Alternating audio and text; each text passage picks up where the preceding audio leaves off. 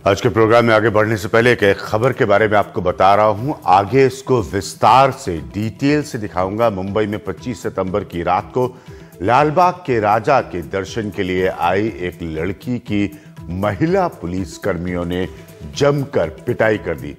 बताया जा रहा है कि लड़की का कसूर सिर्फ इतना था कि वो लाइन तोड़कर अंदर घुसने की कोशिश कर रही थी।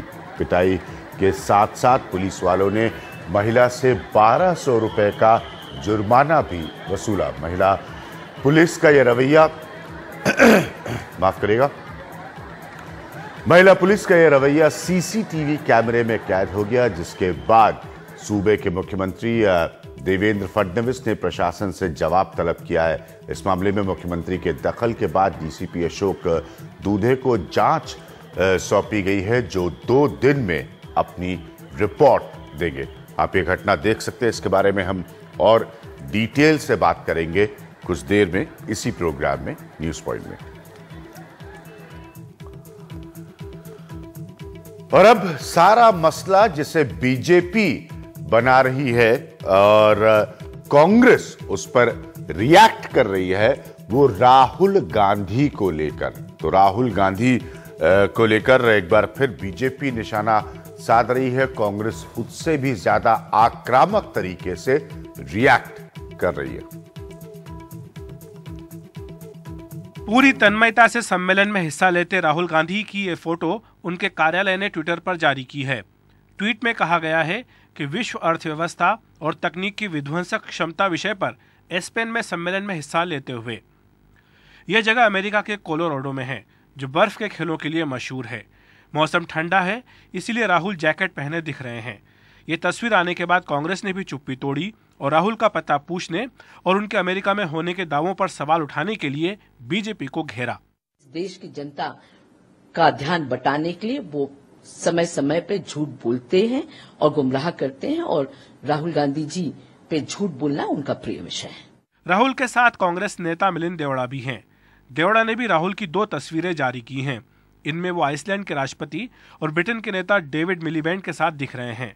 लेकिन दिलचस्प बात यह है कि देवड़ा ने सम्मेलन का विषय न्यू मीडिया और अंतर्राष्ट्रीय विषय बताया है, जबकि राहुल ने वैश्विक अर्थव्यवस्था और तकनीक की विध्वंसक क्षमता लिखा है। इस बीच जुनैद काजी नाम के एक शख्स ने दावा किया है कि वो कांग्रेस के विदेश विभाग से संबंधित है और राहुल के एस्पेन कॉन्फ्रेंस में हिस्सा लेने की खबर गलत है। कांग्रेस ने काजी के दावों को गलत बताया। जुनैद काजी बिल्कुल अध्यक्ष नहीं है, अपने आप को अध्यक्ष कहें वो बात और है, लेकिन हमारी तरफ से कोई उनको मान्यता नहीं है और उनको अपना दुरुपयोग नहीं करना चाहिए इस नाम। उधर बीजेपी का कहना है कि राहुल को लेकर उसे सवालों के जवाब नहीं मिले हैं। पार्टी ने इन आरोपों को दोहराया कि बिहार चुनाव में राहुल के प्रचार से नुकसान की आशंका के मद्देनजर लालू प्रसाद और नीतीश कुमार ने उन्हें दूर रहने को कहा है। राहुल पर हमले में बीजेपी यहीं तक ही नहीं रुकी। पार्टी ने यह भी कह डाला कि राहुल भारतीय राजनीति के बिगड़ेल बच्चे हैं। कांग्रेस पार्टी एक ऐसी पार्टी है, मां अपने बच्चे के प्रेम में इतना डूब गई हैं कि पार्टी को भी बर्बाद कर दिया और कोशिश हो रही है कि देश को भी बर्बाद कर दे। राहुल की पिछली विदेश यात्रा को लेकर भी बीजेपी सवाल उठा चुकी है। इसे लेकर कांग्रेस का कहना है कि बीजेपी राहुल से घबराती है। खैर अच्छी बात है, वो कहते हैं कि राहुल जी से कोई वो विचलित नहीं है। अगर विचलित नहीं है तो उनकी छींक आने पर बीजेपी को बुखार होता है। रोज परेशान दिन रात ढूंढते हैं कि राहुल जी कहाँ हैं। राहुल की यात्रा इसीलिए सुर्खियों में आई है कि कांग्रेस शुरू से इसे लेकर अलग अलग बातें कहती रही है।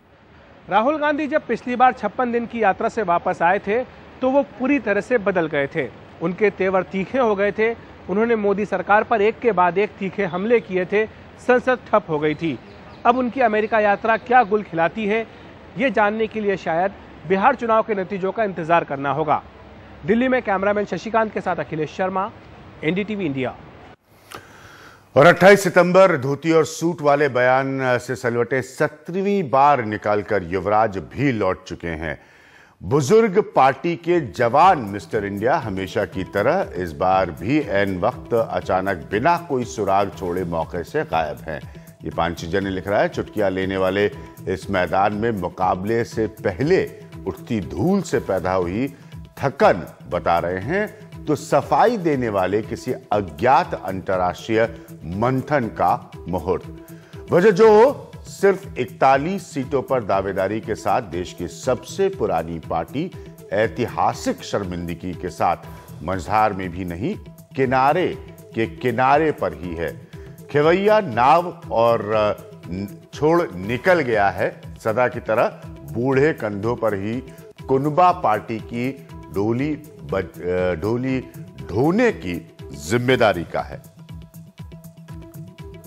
तो ये सारे प्रहार हो रहे। मेरे साथ अखिलेश मौजूद है। अखिलेश, ये बीजेपी की राहुल गांधी को इतना फोकस देने की रणनीति क्या है?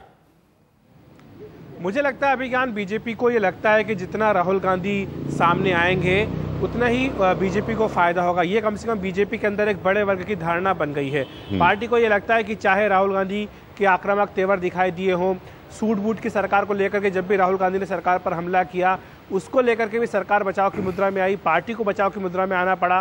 कई केंद्रीय मंत्रियों की लाइन लग जाती है राहुल गांधी के बयान के बाद पार्टी का बचाव करने के लिए, उन्हें काउंटर करने के लिए। लेकिन इसके बावजूद भी जब भी राहुल गांधी का नाम आता है, पार्टी के कई नेता ये मानते हैं कि जब भी राहुल सामने आते तो शायद बीजेपी को इससे फायदा होता है। मुझे लेकिन ऐसा नहीं लगता। मुझे लगता है कि बीजेपी राहुल को लेकर के ज़्यादा चौकन्नी इस बात को लेकर के भी है कि जब से राहुल गांधी अपने नए अवतार में सामने आए हैं, उनकी रिलॉन्चिंग हुई है, रीपैकेजिंग हुई है, उसके बाद से संसद के अंदर खासतौर से हमने देखा है कि जब जब भी राहुल गांधी ने सरकार पर हमला किया है, सरकार को उसका जवाब देने के लिए मजबूर होना पड़ा है। अभी हम देखें कि जब बिहार में उनकी रैली हुई है उसमें उन्होंने जिस तरह से सूट बूट की सरकार या मोदी की वेशभूषा को लेकर के हमला किया और भी जो दूसरे मुद्दे उठाए हैं, उसके बाद स्मृति ईरानी को पार्टी को आगे करना पड़ा, तीन मंत्रियों को आगे करना पड़ा। जब राहुल गांधी ने यहाँ पर दिल्ली में रामलीला मैदान पर भूमि अधिग्रहण पर अपनी जीत बताते हुए रैली की, तो ये जरूर एक बात दिखाती है कि बीजेपी नर्वस है कहीं ना कहीं राहुल गांधी को लेकर। जी अखिलेश, दूसरी बात जो बड़ी साफ नजर आ रही है कि ये राहुल गांधी वर्सेस बीजेपी में जो एक दूसरे पर प्रहार करने का तरीका है वो बहुत ज्यादा निजी होता जा रहा है, पर्सनलाइज्ड होता जा रहा है। तो ऐसा क्यों हो रहा है आपके हिसाब से? दोनों ही, और कांग्रेस का भी जवाब देने का जो तरीका होता है इस मसले पर वो भी ऐसा ही है। तो बहुत ज्यादा पर्सनलाइज हो रहा है, मुद्दे कहीं पीछे छूट गए हैं, राजनीति कहीं पीछे छूट गई है, सब कुछ पर्सनलाइज होता जा रहा है। मुद्दे पीछे छूट गए हैं अभिज्ञान, राजनीति पीछे छूट गई है और साथ ही साथ कई सारी चीज़ें पीछे छूट गई, जीएसटी पीछे छूट गया। सरकार के रणनीतिकार कहते हैं कि कांग्रेस का एक बड़ा धड़ा है जो चाहता था कि जीएसटी बिल पास करा दिया जाए।